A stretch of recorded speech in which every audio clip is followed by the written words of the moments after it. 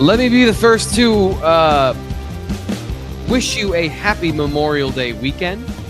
That is part of the show today. Not just that I want to be way too early on something like that when it's Thursday and that happens next Monday. It's that also affects the Penn State football schedule and recruiting. So part of the tapestry of today's conversation, we're going to be talking about an upcoming commitment later this afternoon. Decision day for Jazelle Hart, whether he picks the Nittany Lions or not, we're going to find out in just a little bit. Of course, we talked about this on the Tuesday show, but we didn't get a chance to dive into all of it or get Ryan Snyder's view of the Elite 11 and the All-22 from last Sunday. So we're going to be talking about that in a little more depth and context today. And official visits also happened last weekend. So all that coming up on the show today, plus your questions and comments. We've got a mailbag section. I'm trying to move that throughout the week so we don't just info dump in one show, kind of recruiting on recruiting days, football on football days, make a little more sense for everybody. And so we can answer the questions in a little more in depth instead of trying to cram it all into the end of a very busy Tuesday show. I'm out to Brett. Yeah, don't do that to us, man, please. What? Sean and I both just had to go check our Twitter feeds real quick. Somebody posted we are better in the chat, geez, and we both had to go straight to our notifications just to make sure we didn't miss it, because sometimes it creeps up on us. Yeah. Not often, but timing is often the crux of that thing. So Brad confident today, apparently, that it's going to be a one for the good guys, as Penn State fans would say. Ryan Snyder, a little bit under the weather today, so I'm not going to make you say hello or an extended introduction. We're going to save you like a receiver with a bad leg who still needs to play. We're going to call you when we need you in the red zone. Fitz, welcome to the show. How was the last couple days for you digesting all this recruiting information? It's been great. Just reading a lot of Ryan's stuff. It's been fantastic since the weekend. Steve Wilfong really helped us out this weekend. Chad Simmons as well. So the team on three really came through for us, and we've had plenty of information on our own. And it was a productive weekend for Penn State, as we talked about on the Tuesday show. Grabbing the rope and holding on is where they're at right now, just because it's so early to host some of those regional guys. As we mentioned, that weekend was kind of set up for like Florida guys to come in and check things out and sort of be off the radar, maybe a tune-up weekend, if you will, for the last weekend, which is the commits, and then the first 2 weekends of June, which we have earmarked as pretty big weekends, for a couple of months now. But they didn't get that opportunity because they had some serious top targets on campus over the weekend with Joey O'Brien, with Kari Adams, Dorian Barney was up. A lot of guys, names that are familiar to, you guys that are viewing this live, or you guys that are listening back on the podcast have heard these names 1,000 times. But like, these are names that are familiar to the general lexicon of Penn State fans that are not in our atmosphere, which, by the way, get in our atmosphere, like our video, subscribe to our channel, do all that kind of stuff that helps us out, because you're going to want to be in our atmosphere over the next couple of months, because it's going to be very busy, despite Penn State being at 17 commits in the class of 2026. So we're actually going to be doing this later in the show, but Fitz, you set it up perfectly. So we're going to be doing a question of the day.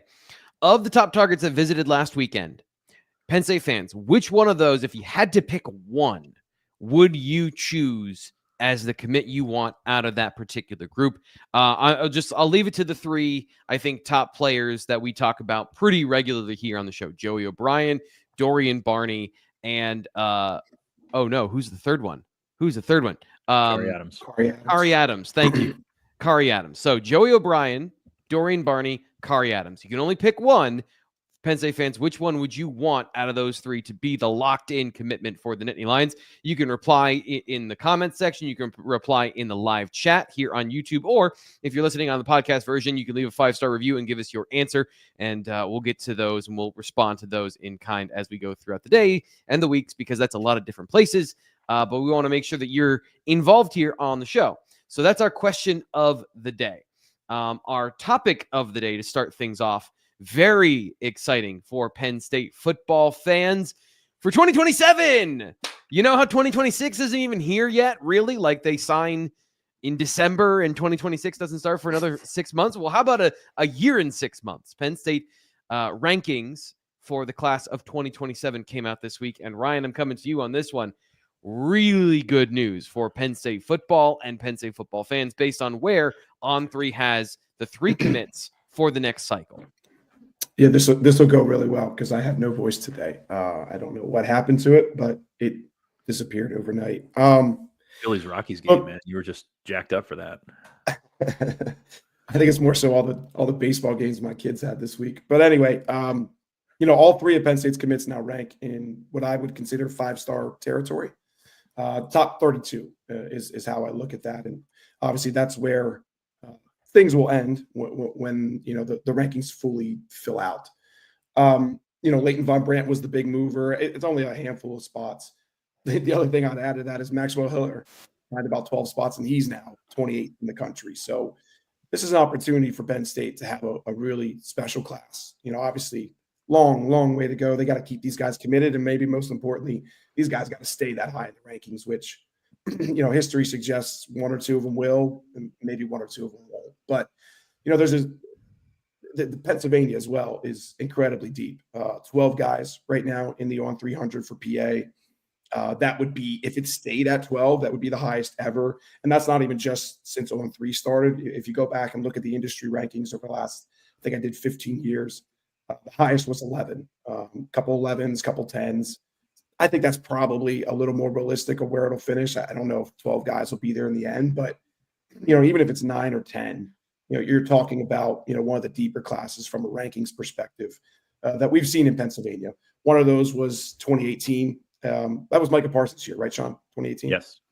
Yeah.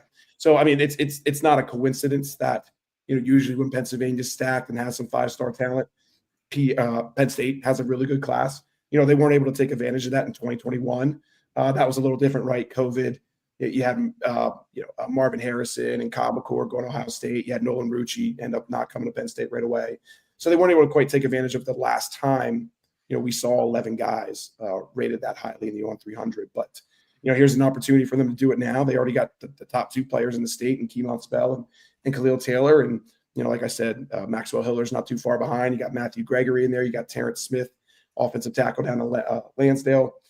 5 top 100 players right now for Pennsylvania, which is really good. So time will tell. Let's see where things go. But if you're a Penn State fan, I don't know how you cannot be excited about this class right now.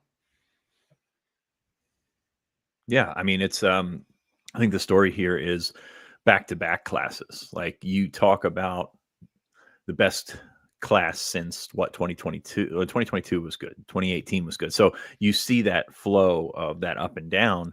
But 2026 pretty good. 2027 might be better. It's still way too early to say where this is going to land.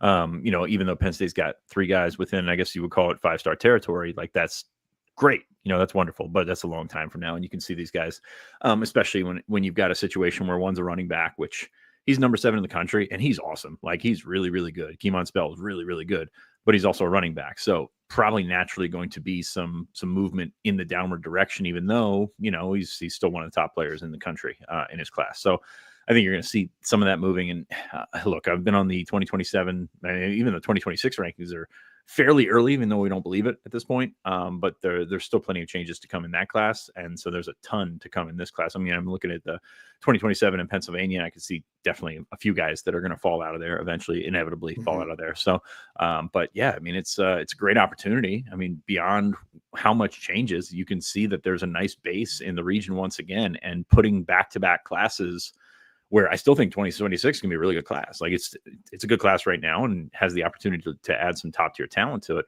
But to be able to stack classes is ultimately the goal for any college program that wants to be as successful as Penn State has been or strives to be. So you've got an opportunity to put together back-to-back classes. And I think that's really what I'm looking at when you talk about the overall scheme. It's not about one guy here and one guy there or 6 guys in Pennsylvania. It's about the ability to sort of close. And hey, winning helps, man. We've talked about it how long. Like, you see Penn State going to a Final Four, being in the prominence of the national radar, and continuing to get all this hype, to get all this these accolades and things like that. And stuff, I think it will matter, and it has mattered, and it's shown that it's mattered. And the Penn State's got a pretty good class of 2026, and we'll continue to roll that over into 27. It's also indicative, I think, that the class is led primarily by offensive linemen. You mentioned Maxwell Hiller, Leighton von Brandt. We got to see him up close. We'll talk a little bit about that later in the show. But he committed so early in the process that I really hadn't had a chance to look at some of his highlight film. This is some excellent stuff from Leighton von Brandt. I love a well-curated highlight video. And when you're showing me hands, pass protection, run blocking, pulling, all kinds of different things, it's not just all thrown in there chronologically, but like the intentionality of it. I think he's got a lot of talent and a lot of opportunity for Penn State to go even deeper in that tackle rotation for Phil Troutwine and his staff. Some of the guys that aren't committed, we mentioned Maxwell Hiller, Peter Bork, another player on that list. Fitz, I think he came in at 104 or 106. Your thoughts on the quarterback situation for Penn State in 2027? Where they stand, and if he has an opportunity to be part of that top 100, maybe. Yeah, I think he does. Unfortunately, he was not able to compete in the Elite 11 this weekend. He was here last year, but had some things on the calendar, and I believe he also turned an ankle or something playing lacrosse. So, was not at 100%. So he didn't come down. And it was unfortunate because I thought he would have been right in there with some of the top guys in the class. Trey Taylor was on that graphic a little bit earlier, the Nebraska commit from Illinois. He's pretty good prospect. But I think Peter Bork would have been right there throwing with him. I would say Penn State's top target at quarterback in the class of 2027. I think Penn State's in a really good spot for him. Need to get him back down this summer, get him back around Danny O'Brien, get him around Trace McSorley a little bit, and see how that can work out. Because if things continue to trend the way that they are, I think that's a pretty good spot for Peter Bork. And I think Penn State's done a great job so far. So I think he can be a top 100 kid. I mean, 110. He's not far off. And there's, like I said, there's going to be a lot of changes here. And there's going to be a lot of chances to see some of these guys throw from underexposed areas like New England in the Northeast. So New Jersey Under Armour is this weekend, Baltimore Under Armour in a couple of weeks. We had the Elite 11 over the weekend. So you'll start seeing some guys that are getting noticed on the grand scheme of things in the Northeast. And that's 26, 27, even 28. We're going to take a quick break. Actually, before we do that, Ryan, any other guys that you highlighted on that list of players that are uncommitted that you think are strong options for Penn State that could build on this either regional or nationally for 2027? Well, you should just call me Kermit the rest of the show, but that's okay. Let's talk about Abraham Sesse, jumping all the way from a 3-star, actually unranked, all the way into the on-300. He's a defensive end out of Downingtown West. Very curious to see how he progresses. I want to learn more about him. Hopefully he makes it up to a camp this year, maybe Baltimore Under Armour. We'll see what happens there. The other two guys I got to mention, Noah Glover, linebacker down at Battlefield, which is outside of D.C., really taking off right now. Alabama's offered recently. I believe Notre Dame was another one. Penn State got on him fairly early, got him on campus then this spring as well. And I do feel like they should be in the mix there. He kind of reminds me of, not as a player, but just personality-wise as Matthew Lama a little bit. Really good kids who seem would fit Penn State well. And then Joseph Buchanan as well, defensive lineman out of McDonough. I feel like he's the next look, I know it's easy to say now that Nick Abrams really isn't considering Penn State. I think part of that's because Penn State was always kind of a little lukewarm on Nick. Of course, 2026 linebacker I'm talking about. But I felt, that Joseph Buchanan will be the next top prospect out of McDonough. He wasn't in the first on 300. He's now in there at number 250. And I feel like as he gets out there more and maybe does some more camps, he has a real opportunity to rise. I was very, very impressed with him when I saw him play earlier this year. Of course, if you want to get the full list, and it is an extensive list, as these guys have talked about, Penn State hands out a lot of offers at this point in the recruiting cycle as part of this process, which everybody does. But you can check out that list over at BlueWhiteIllustrated.com. You can subscribe to get the intel and the insight for just $1 for the first week, and then you can decide if you want to join us for the rest of eternity. Because once you get in on Penn State recruiting or recruiting in general, it is one of those. It's one of those, and I mean this in the best possible way. It is a black hole where all of your free time goes, because you're just going to go so deep into the message board, into the posts, we have people that are, all in on Penn State football and football recruiting. It's the lifeblood of your favorite sport and your favorite team. So it's worth you checking us out at BlueWhiteIllustrated.com, because these two guys do a better job than anybody else covering Penn State football recruiting. And of course, the team as well. You get all that information on the site. Our show today is brought to you by Andy Ludicky at My Perfect Franchise, a great sponsor here for a long time on the BWI Live Show. And I'm not just saying that because he's been with us for a long time, but because there's a certain amount of we align in our values. We tried to provide you the best possible job here on the BWI Live Show in terms of bringing you information, entertainment, context, nuance, not any hot takes unless we're joking around about it, or, sometimes I accidentally get a little hot takey. Andy, he wants to provide you the best possible option for your future. People dedicated to helping and serving you. Andy is a franchise consultant. So what he does is if you have business experience managing certain sectors of the economy, from the business jargony stuff that a football reporter like me doesn't really understand on a deep level, Andy knows how to do those things. So if that's you, check out Andy at myperfectfranchise.net, 404-973-9901. It doesn't matter what's going on in the economy. There's always something for you to think about and invest in if you've got the right setup and situation. So his services are 100% free, and he's here to help. If you have any questions about business ownership, check out Blue White Illustrated on the message board, or email Andy at myperfectfranchise.net to get on his schedule. Fitz, I'm going to need a little bit of help here. As much as Ryan has got his voice, I have been holding down a cough for about 17 minutes of this show. So can you tell us about something really exciting coming up later this summer? The Happy Valley Brewfest 2025, coming up on July 19th. I'm not trying to paint you as the beer guy, because we're all beer guys here, but I also think you have the best possible perspective on this one. Yeah. I get that. I get the reputation. I'm sure it's somewhat deserved. But no, I can't wait. The Happy Valley Brew Expo will be in town July 19th. It's going to be in the Porter North lot, which is right outside the baseball field. This is the one last year that was in Beaver Stadium. Of course, with construction and everything like that, they were not allowed to be in the stadium for that. The question in the chat is, I'm assuming Anti-Fragile will be there. Yes, they're actually a main part of bringing this together. The folks at Anti-Fragile are, of course, our friends, and they were one of the ones to line this up. So they will certainly be there, as well as, I believe, 75 plus breweries are slated to be on hand at the Happy Valley Brewers Fest. It's always a good time. There are VIP options available, which I do recommend, because a lot of these brewers will bring special small batch things just for the VIPs. And then when they're kicked, they're done. You got to move on to the regular stuff, which is still really good, but it's not the VIP stuff. So definitely recommend that. You can see if you're on the YouTube channel, you can see the clips from last year. It was a busy time had by all, even though I think there was some weather that moved through the area last May, shockingly, as I look outside and it's pouring down rain. But no, it's one of the great things that has popped up here in Happy Valley. Years ago, there was a Brewers Fest that was in State College that kind of went away. I went to that one back when I could drink beer. Yeah. I've got a t-shirt from one that's like, I don't know, 15 years old, maybe more than that. But now it's come back and it's filled a void, because there's some great beer in Pennsylvania. People always ask, like, what's your favorite beer? And I don't have one, because I can now get world-class beer anywhere in Pennsylvania, because they do such great things in Pennsylvania. I'm really happy about the boom that we've seen with that and the ability to do that. And it's all going to be there at the Happy Valley Brewers Fest on July 19th.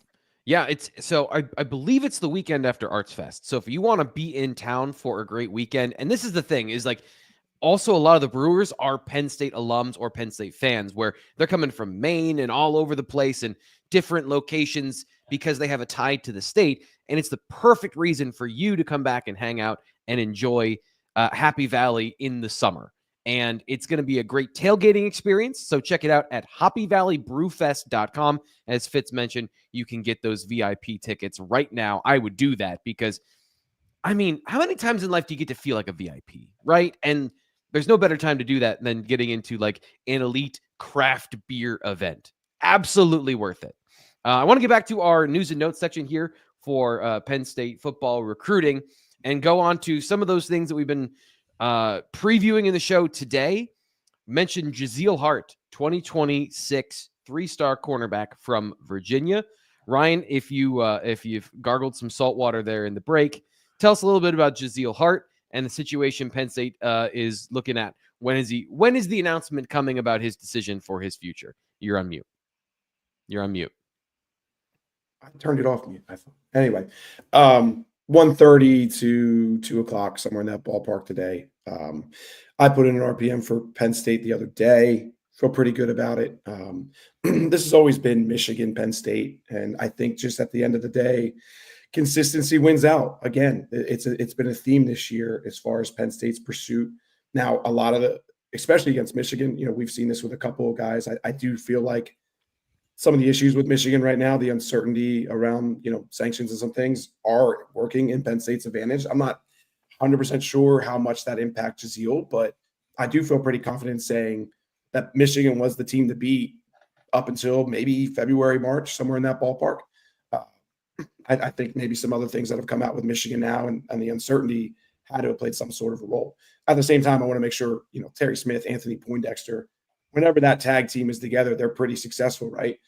That's why, what we talk about Kari Adams in a bit. I'm very curious to see how that goes down the road.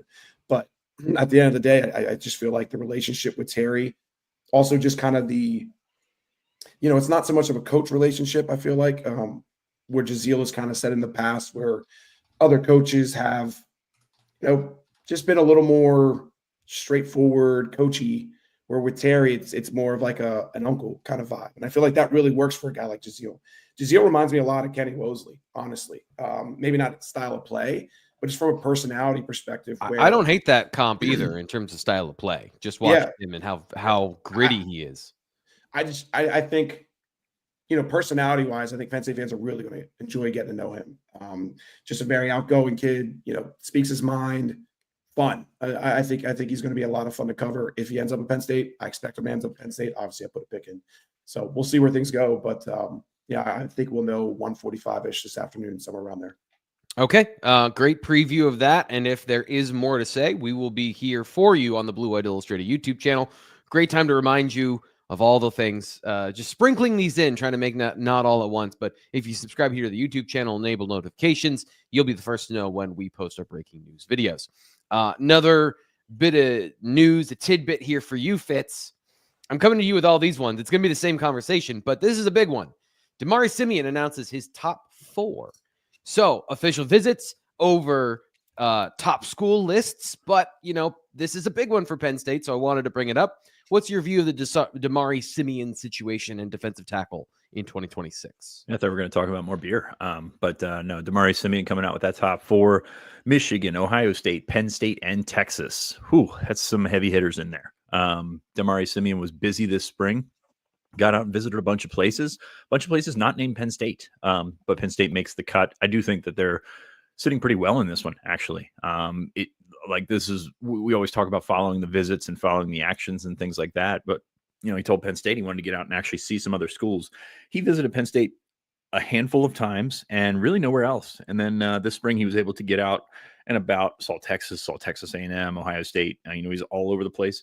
I do think that all 4 are contenders. You look at that list and there's nobody you can write off. And I appreciate him cutting it down to 4, but then it makes it even more murky when you think about, oh, wow, these are 4 of the biggest programs in the country.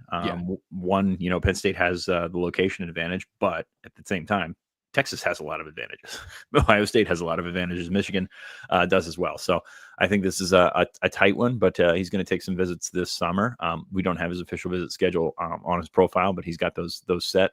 And he's going to check these things out and see where it goes from there. He's got a great relationship with Deion Barnes. Penn State's been successful at St. Augustine Prep. The last 2 guys they've gotten out of there, Austin Johnson and Jack Crawford, who ended up being pretty good players and long-term NFL guys. So if Deari Simeon's anything like his predecessors, that's good.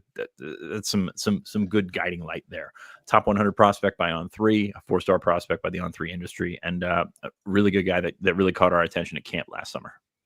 Yeah, somebody that I think from Penn State perspective, from the rooting public, probably one of the top players Penn State fans are hoping for, given that recruiting profile we just had up here, just to show it and mention it for the podcast audience as a reminder. Deari Simeon is the 66th overall player in the On3 rankings, 7th defensive lineman, and the number 2 player in New Jersey. Overall, 165 in the On3 consensus rankings. So a really important, right, guys, Ryan, to get, if they could, a top defensive tackle in the region at a key position to get on. At some point, you got to hope they get one of these guys over the hump. I know Liam Andrews committed a couple years ago as a guy who could play either position, but as a pure defensive tackle, one of these guys, it feels like there's few and far between of these where Penn State is, as Fitz pointed out, one of the top teams for contending for their services.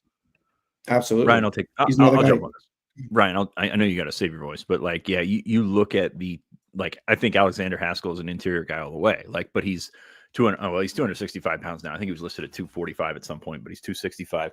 The problem is you're looking at guys that are not ready-made. But you look at these guys and say, oh, it's going to be a process. When you think about the guys that have come in and been successful, it's been a process for all of them. And getting guys that are 310 pounds as high school prospects, that failure rate's much higher than guys that are coming in at that size. So I think that while the point is there, and I think that's the disconnect kind of between fans and coaches, is that you've got to play this for 3 years in advance, not so much like the guy that can come in and play right away. And yeah, they may have a guy that can come in and play right away in this freshman class. You don't know that for sure, but that's a grown man position right there. When you talk about landing these guys that are true defensive tackles, I think we look at the weight too much. And T. Frank, you're a huge fan of Deari Simeon. Oh yeah, regardless of the weight. I mean, you look at what was he, 255 or 260 pounds last year when we saw him or something like that. Yeah. And now he's put on some weight, so absolutely deserves to carry that with him. It's just that defensive tackle is such a position.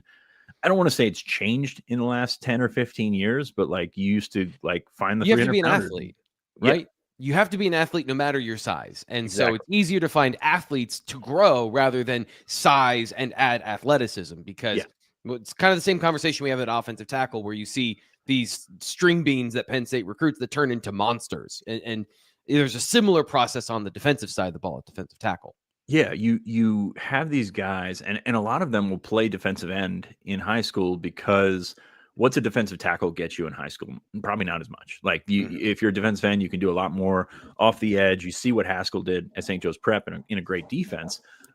But if you're a really good athlete or if you're a good athlete at defensive end and you move in the interior, you're probably a great athlete. Zane Durant was not a defensive tackle in high school, but you saw all the things that could transfer over, which is why we're having the same conversation about Daniel Jennings. You see the things that could transfer over to an eventual interior guy. So I think that that's a really, really interesting conversation about the expectations of what a defensive tackle can look like to a fan and what they look like in this process. And this process will continue to play out.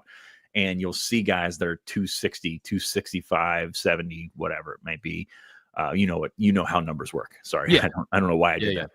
But you see these guys grow into these kind of specimens, and it's easier to go from 265 to 305 than it is to go from 310 to 295, 290, where you have to melt off some of that bad weight and then go back up to 305. So and to be honest with you, a lot of those guys, they peak very early. The 305, 310 pound guys, they peak early. They show really good when they're sophomore, freshmen and sophomores, because they're bigger than everybody, and then all of a sudden they just kind of flatline. So, well, there was a prospect at that camp with Deari Simeon who was exactly what you talk about, of a guy who is 6'4", 6'5", 285 pounds, looked like he was made out of chiseled marble. But when you asked people to move, Deari Simeon started to really shine as the defensive tackle prospect. I do think size is important, but not weight. So if you have that frame, long arms, big hands, tall, the frame to fill out so you can be an elite athlete at a natural body weight, but your natural body weight is closer to 300 pounds than it is 275. Because that's the reality of football, is these guys are carrying more weight than they naturally would if they weren't playing football. There are just certain players that when you are that big, you are closer to a natural body weight that dominates in football, and you don't have to stretch as much to add those extra pounds to be a viable player at the position. And modern football now, talking about defensive tackles, athleticism is paramount. Everyone wants those guys that are, 295 to 305 pounds, those three techniques that are everywhere. But if you've got a guy that's 310 and he's 6'4", and he's all those things, that's also a win. That's another way. And those are the guys that I think are the most in demand and the highest quality of the prospects that Penn State contends for, and why those are really expensive players in modern college football recruiting. Because I agree, weight is highly overrated. Size, though, is super valuable. And that's why I think a guy like Xavier Gilliam, underrated, brings almost all of those things to the table as a guy who played defensive end in high school and has those at the college level now. So Penn State's on the right track there. For the last 2 years, I've walked into Penn State's camps and I've seen a guy and I'm like, well, they're going to offer this guy. And I believe Isaiah Hammond was the one 2 years ago, and he looked unbelievable. I mean, like 6'4", 295, just like he looks like, oh, this guy is a no-brainer D1 recruit. And then you watch these guys work out and you're like, okay, we can see where the movement needs to be. Like it's a different story. I think he ended up signing with Maryland. So good for him for getting the scholarship, but it's very interesting to see the big versus the movers. And then the movers are the ones that end up being the guys. Yeah, for sure. Yeah. And we saw, T.A. Cunningham, great example, like in the chat, that kid looks unbelievable. There are not. He many moved guys. pretty well. Yeah. Yeah. And injuries played a big part in kind of his downfall, unfortunately. And of course the moving and all that kind of stuff, but there's not too many humans walking around that look like T.A. Cunningham, and unfortunately didn't work out for him. Yeah. And that's, you're always going to have some of those in recruiting. And so I think that when you have that or a Matthias Barnwell, if you're betting on the traits, that's usually what you want to bet on. Like, not all 3 stars are built the same. And so that, I think, is a fair conversation to have when we're talking about these positions. When you need those elite traits that don't exist everywhere, you may have to accept some of those risks along the way. A guy who maybe doesn't have as many risks based on what we talked about earlier, Leighton von Brandt was at the Elite 11. We'll be talking about him and, of course, the quarterbacks at the Elite 11. Fitz gave his recap, and I had a video of my initial impressions from Elite 11 earlier this week at here on the Blue White Illustrated YouTube channel. Ryan was also there. Ryan, we're going to tag you back in here to give us your initial thoughts of how everything played out. And, of course, the news that came out, I believe, last night about Penn State and Troy Hune and what happened after, he did not win the Elite 11 invite out of camp. But what's the latest on that? Yeah, got his invite. That's good. I thought he should have had it Sunday. Sean and I both kind of left there a little puzzled that Derek Zammit was the only one to get an invite. And don't get me wrong, Derek deserved it. I thought he was pretty good throughout the day, but I thought Troy was just as good in a lot of drills. I mean, I didn't see every single throw, obviously, but I thought Troy looked very good. Just comparing him in Falzone, it was kind of what I expected. I think we knew that Troy was the more polished when it comes to footwork and things like that. That's what you would expect when Falzone's only played 2 years of quarterback. I think it's funny because fans will look at the ratings, see Falzone's higher than Hune on 3. I think a big part of that is we have valid testing numbers on Falzone. We know a lot about him as far as his potential, his arm strength, all those things, where with Troy, don't have quite that depth of information. Now we should get it now, following Elite 11, that'll help some things. And I think the other thing was just Troy's high school film was, I'm not going to say, what's the best way to put it, Sean? Just, it wasn't maybe what was expected. I don't know how much his offense helps him. I mean, frankly, we talked about that as well. Yeah. I think that left a little bit to be desired from some people, or at least our scouts at On 3. But in a camp setting the other day, I think it was pretty clear that Troy Hune is the more developed, the more polished player at the moment. So long term, we'll see how that plays out. There's a lot of development left for both of them, but I think Troy looked the part and certainly should hold his own at the Elite 11 finals. Yeah, Fitz, and we talked about this a little bit, but that, going back to what Ryan just said, to me, it seemed like when you look at Troy Hune, he's at minimum a B+ at everything. You wouldn't say he has weaknesses, but even his high school film, there are no definable highlights or traits that are stand out where you would say, I know Troy Hune by X. He's just kind of good at everything, which at times can get lost in the shuffle when you're looking at hundreds of quarterback prospects. Did you feel that way watching him at the Elite 11, or did he stand out from a group that, at least from my observation, seemed like it was a pretty tight group of top passers in that senior group? Yeah, it was a good group. I thought he did in some regard. He wasn't. That's kind of the thing. Like, you take away from the Penn State guys is that Peyton Falzone can throw the hell out of the ball. He was noticeably different in terms of his velocity, but that's not really what's going to get him where he needs to be. You know what I mean?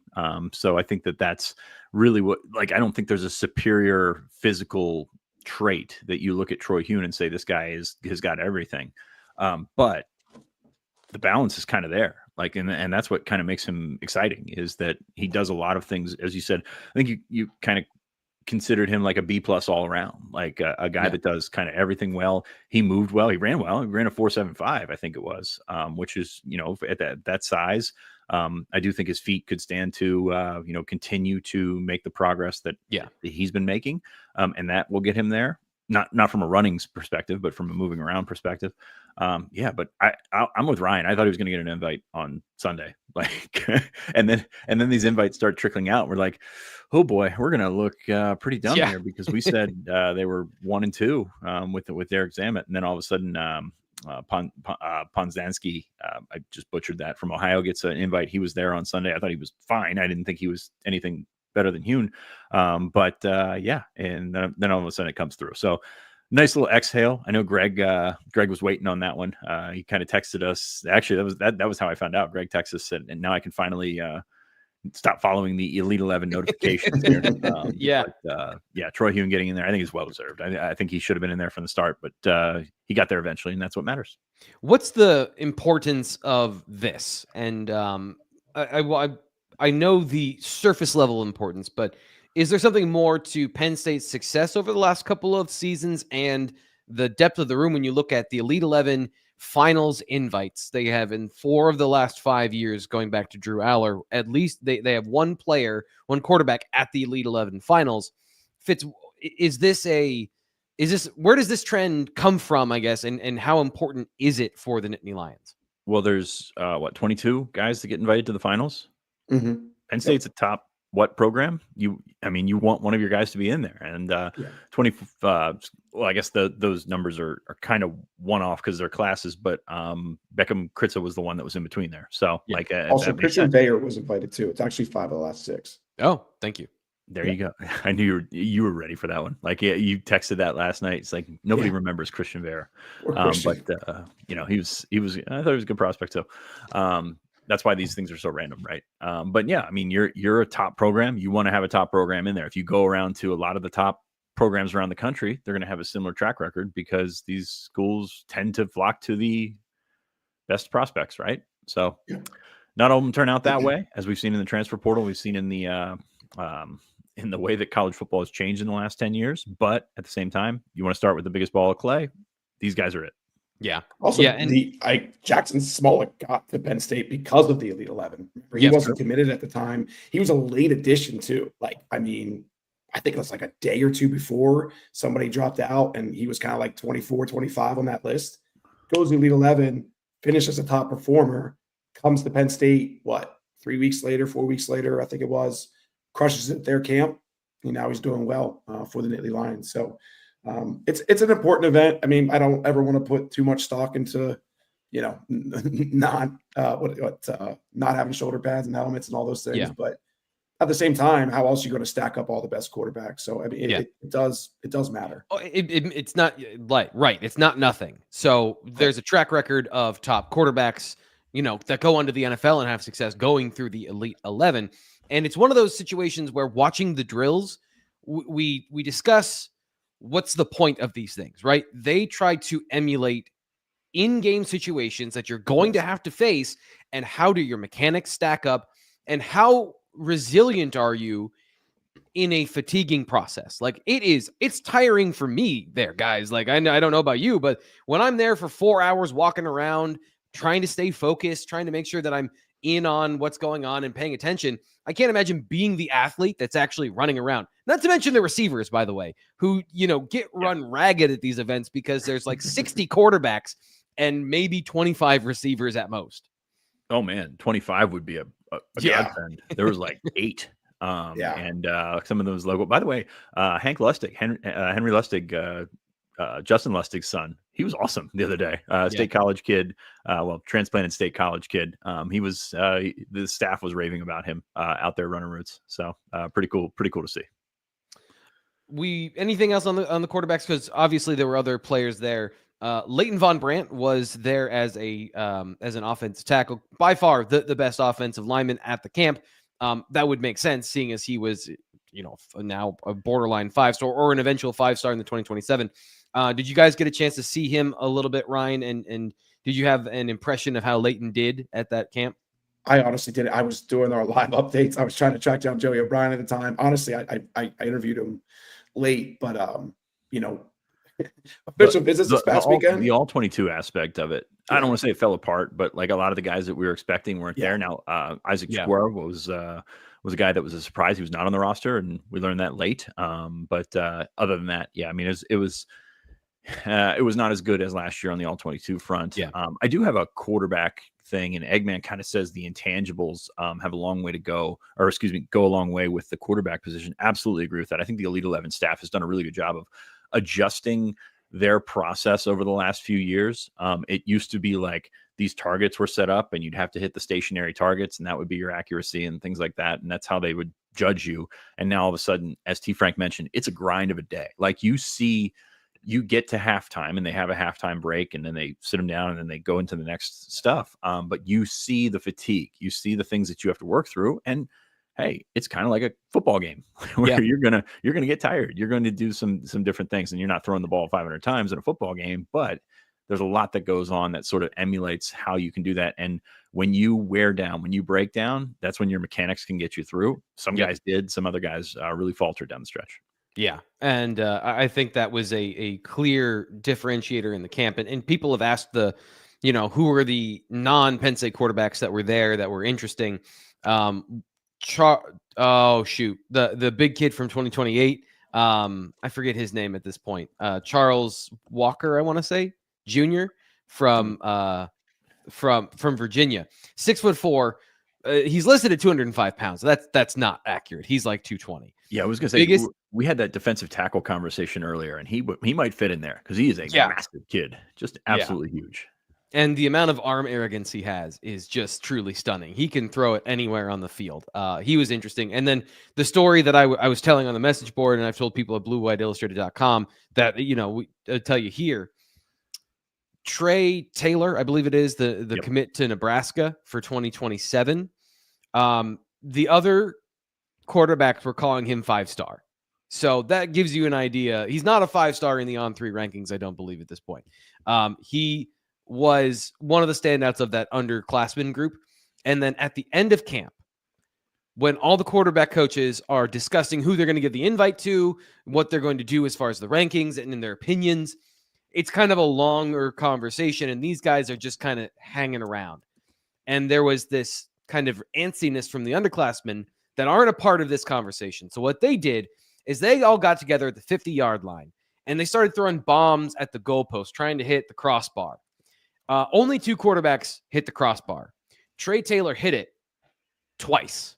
He went 2 for 2 from the 50-yard line, nailing the crossbar.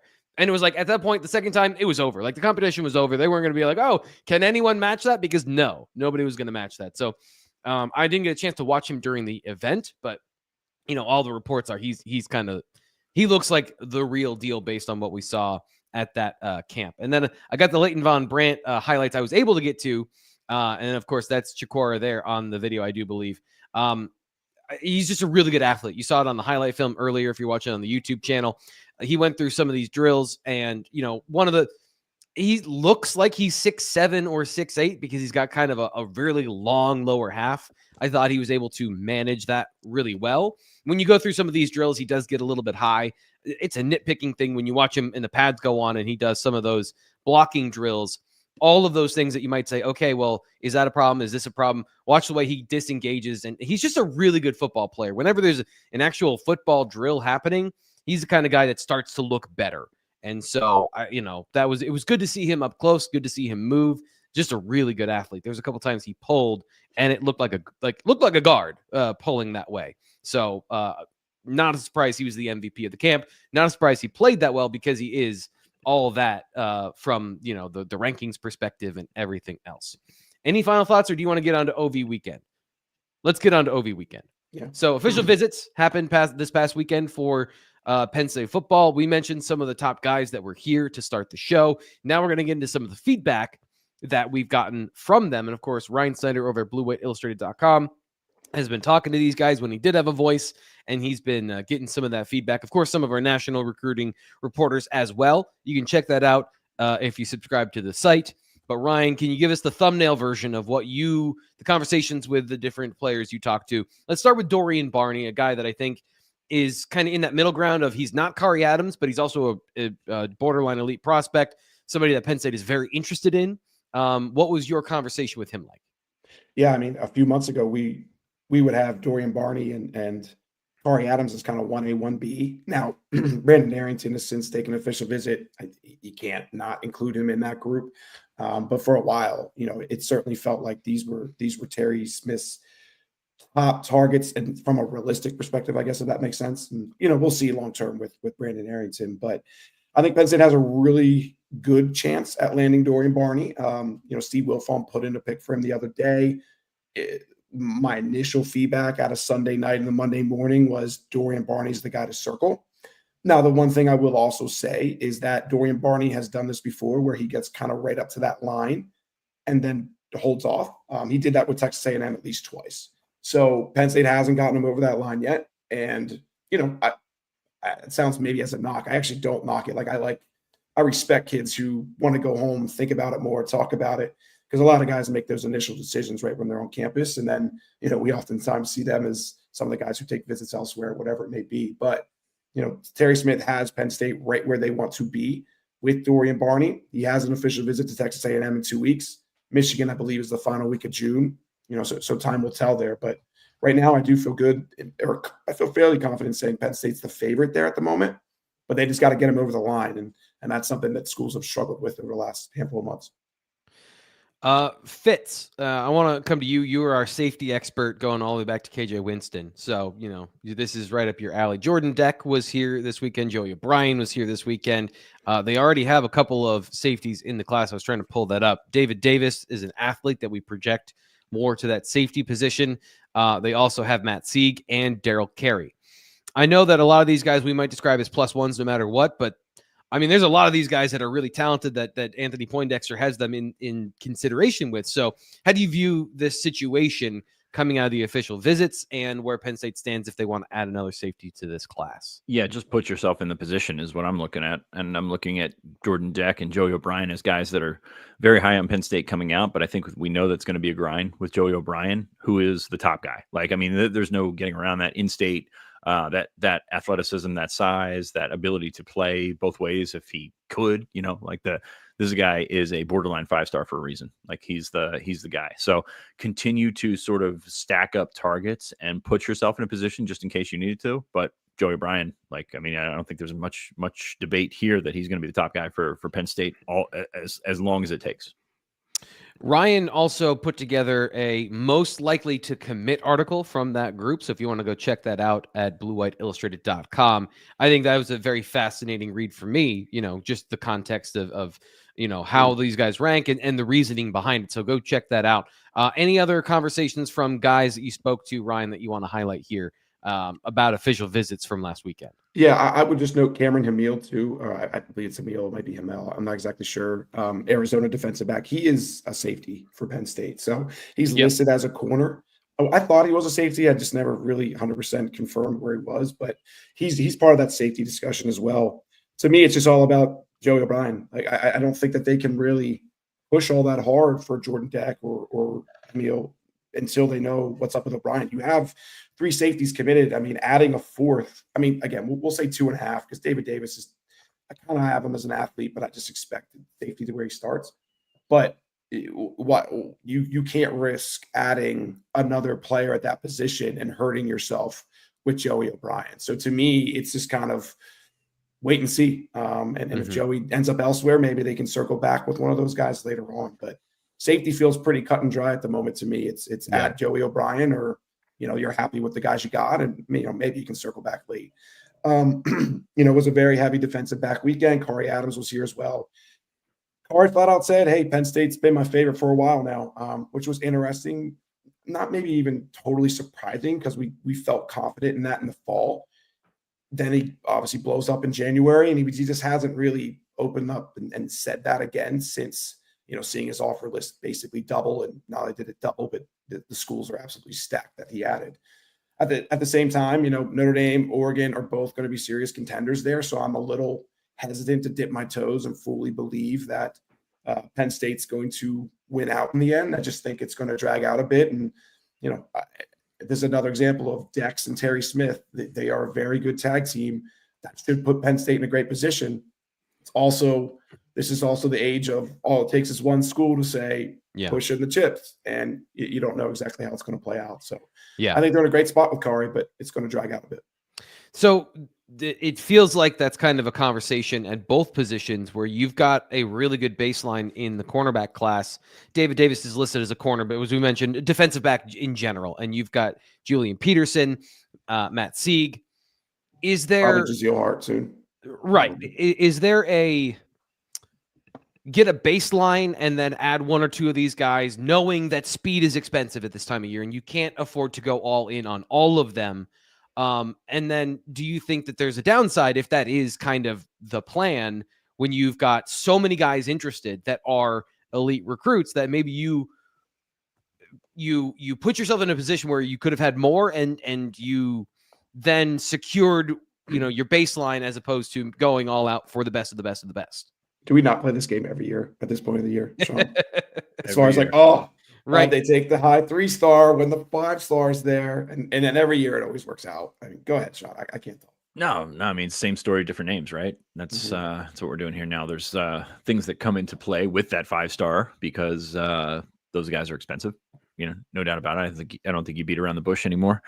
So yeah, I mean, if it fits your evaluation, they fit your defense, like those guys can make a difference. And I'm not talking about so Penn State took Julian Peterson, which was a surprise back in January at corner, but they're still going to recruit other corners. And that guy is probably not doing anything, not scaring away anything at corner. He's not scaring away Kari Adams and Dorian Barney and those top guys. And there can be value there because there's high upside. I mean, this guy, Peterson's a guy that's 6'2", runs a 4.4, Right, yeah. There's not too many of those guys around. So I think it just depends on your evaluation, how high you have them on the board. Numbers don't matter as much, but they still kind of matter at certain spots. I mean, you don't want to bring in 6 safeties and say, duke it out. I mean, this is not the 80s anymore. You can't really do that. So you've got an opportunity to add quality to your position room based on your board. And I think these guys are pretty well up there. Yeah, I also think that with the safety conversation, there's a little more flexibility because they've wanted to go this direction for a while in adding more safety bodies to play in that nickel position. And so you maybe one year or another can add a couple more in that have that flexibility, right? So Josh Johnson is a great example of a guy who's listed as a corner. He's really going to be a safety. But if you just then started recruiting safeties that have nickel corner ability, that's why Cameron Hamil, I thought, was super interesting because you look at his film and it took him 2 reps to go, okay, this guy fits in the slot really well. Is he a safety? Is he a nickel? Does it matter? He's a defensive back. And so some of these numbers, some of these thoughts can get a little bit fluid and immaterial when you need to fill out that roster with some of the talent they've got back there. But then you got guys like Joey O'Brien and Jordan Deck and Dorian Barney that are all pure safeties. Then you have a different conversation about that as well. Of course, we'll watch how all of that plays out here on the Blue White Illustrated YouTube channel and at bluewhiteillustrated.com. Last thing we have, as promised, is the BWI mailbag, turning the show over to you hooligans to ask your questions.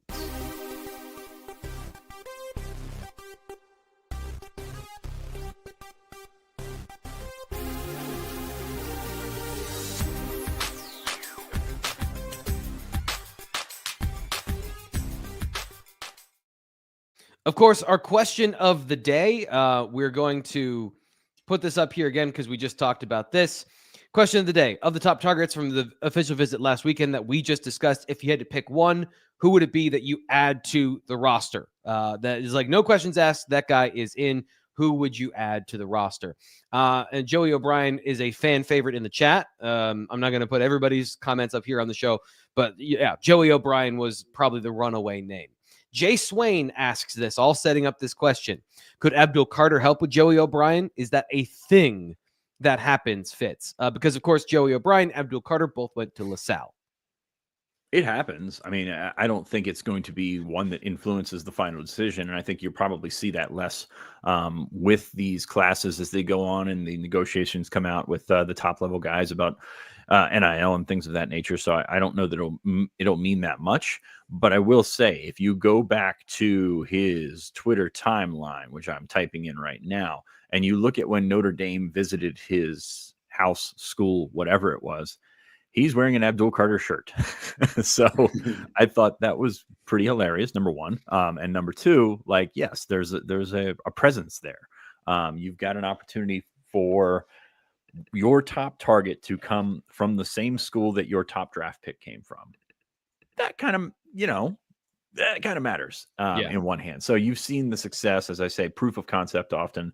You've seen the success of a guy that was successful at your high school, go on to the next step, be 3 hours away from home. And I think that's probably what it matters more than anything. You're looking at growing up in your backyard, essentially, versus, I have to go to Oregon to develop. I have to go to Alabama to develop, which is what we saw a lot in the last decade. Now, all of a sudden, you're seeing that, hey, if I can stay home, my parents can see me play. That stuff kind of matters. And we talk about the final numbers with the monetary aspect of it, but you got to think about that as well. You got to think about, my parents want to see me play. Are they going to see me on TV? Are they going to see me in person every, not 8 or 9 times during the season, 3 hours from home? I think that stuff matters because you're talking about travel. You're talking about hotels, cars, potentially buying another townhouse somewhere else, like all that stuff matters. And yes, you're probably going to be well compensated at a player at that level, but that stuff matters. Like you're talking about flights and all that kind of stuff. That stuff's exhausting. And we'll see how much it does matter. So in the grand scheme of things, Abdul helps. I don't think it's a thing to put them over the top. And that can take us into our peer recruiting question because like that stuff, are any of the next question from Scott, are there any 2026 commits standing out as peer recruiters? I don't know that stuff. And again, put it in the bucket of, yes, it happens and you get caught up in at the time, but these last 10 spots, these last 12 spots, whatever it may be, probably going to be less about peer recruiting and more about the ability to get them together. So maybe 2026's best peer recruiter is Happy Valley United or the collectives, like these guys can move that needle more than anything. So I think that's kind of where we're at in the process right now. So I look at that 2026 class and say, there's some guys that likable guys that people will certainly mention and things like that, but I don't think there's a Pied Piper in that class that you look at and say, I'm going to follow and be that guy. Is the value system, obviously mentioning the money aspect, but playing time equals money for these guys now as well, right? So when it comes to the hierarchy of needs for a player, just this is an observation thing, and I'll try to get through this quickly. When it comes to the top targets, it's how fast can I get on the field? Can you win a championship? Sure. But am I going to be what's the compensation like? And then what's my chance to get to the NFL? And those are all kind of the same thought attack from different angles. And, Penn State has proven in certain aspects, you can get to the league as a player at this position and we'll compensate you when you get on the field and all those things in the model we've discussed for a long time here on the show. So I don't want to beat that point too much, but it does seem like when you're talking about these top targets, the value system isn't necessarily about let's all get together and win a national championship. It's more about if you're going to a top school, that's an implied thing. It's about, the roster and everything ahead of you, let alone in 4 years as seniors, we're all going to win a championship together, which is kind of more, it feels like what that peer recruiting in yesteryear might have been about. We want to get to this last question here on the show.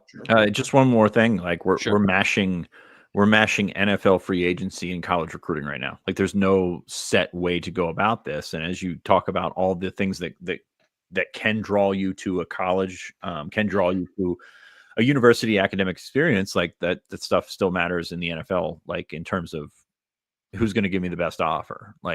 that does matter too. So I think it's a mashing of a clashing of styles there, and you kind of meet in the middle. It's not all, hey, who's the highest bidder, or it's not all, hey, I love this place because it's great academics and great location, all the stuff that used to matter at the forefront there. So I think that is kind of what we're looking at right now is how do you find that middle ground where you can have a wonderful offer and at the same time have a wonderful experience, because there's been some guys that have taken the wonderful offer and had some miserable experiences. That's kind of and hey, there's some guys that have taken less and gone to what they thought was the perfect experience. Hasn't worked out. So like, there's no right answer here. That's what I'm driving at. Last question here for the week. Mr. MK5110 from the Blue White Illustrated message board asks, what are the realistic program expectations for Liam Andrews this summer and going into fall camp? So, I'll just start off with what I saw from him in the Blue White game. A guy that looked like he plays hard, plays really physical, forgot to pull up and hit Ethan Grunkmeyer on a play accidentally. So it's a dude who's, we saw that aggression, that physicality on his film in high school.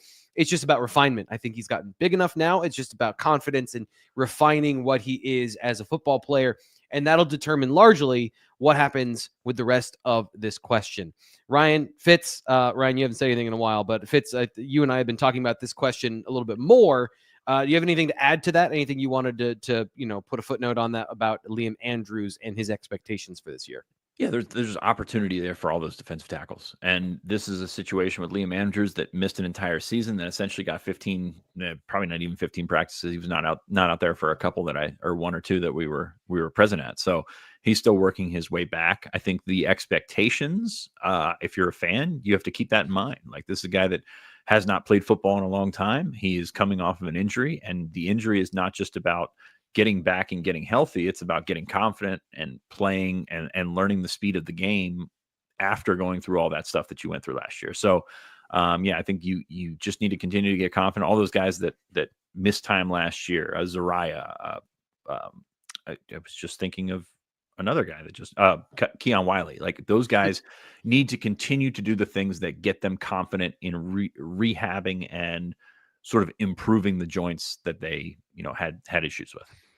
Ryan, you're muted here. Any final thoughts from you, and what's coming up from you at BlueWhiteIllustrated.com this weekend? It is Memorial Day weekend, my friend. This is the last of the before it gets hectic, I guess, right? It's an actual dead period too. I don't know if we said that on the show or not. Yeah, it is a dead period. So kind of quiet here these next couple of days, and then it is the rush, man. It is the grind that is June into mid-July, I would say, when it comes to commitments and figuring out how this class will stack up. So we'll see about Jazelle Hart in about 2.5, 3 hours from now.